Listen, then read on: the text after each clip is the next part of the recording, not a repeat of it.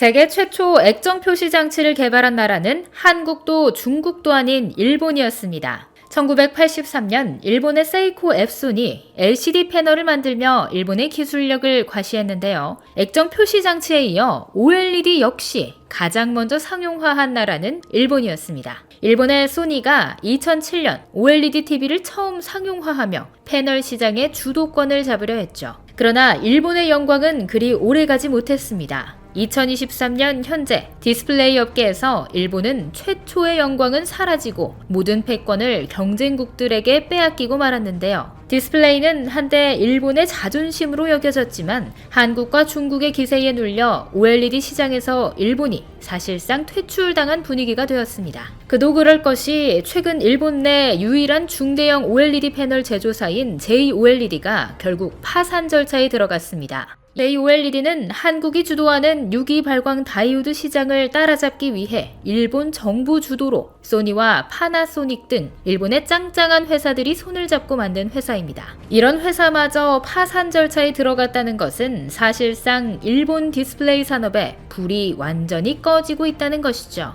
원천 기술에서는 일본이 앞섰지만 제조 기술에 투자하고 규모의 경제를 통해 OLED 시장을 개척해서 성과를 올린 것은 삼성과 LG였습니다. 일본은 삼성과 LG처럼 LCD로 수익을 거두고 이를 OLED에 투자하는 선순환 구조를 갖추지 못해 결국 실패로 돌아간 것이죠. 그러나 삼성, LG를 중심으로 독주 체제를 갖춘 한국도 안심하긴 일렀습니다. 중소형 패널에서는 삼성 디스플레이가, 대형 패널에서는 LG 디스플레이가 업계를 주도하고 있지만 중국의 추격이 만만치 않았기 때문이죠. 그런데 최근 디스플레이 대장 삼성과 LG가 왕좌의 자리를 확고히 하기 위해 움직임을 보이기 시작했습니다. 여태까지와는 다른 대규모 투자와 초격차 기술력을 통해 디스플레이 시장에서 자리매김을 확고히 하겠다는 것입니다. 삼성전자는 중국이 넘볼 수 없는 실력 키우기 위해 초격차 투자를 감행했습니다. 이르면 다음 주 최대 5조 원 규모의 OLED 패널 생산 시설 투자를 발표할 것으로 알려졌는데요.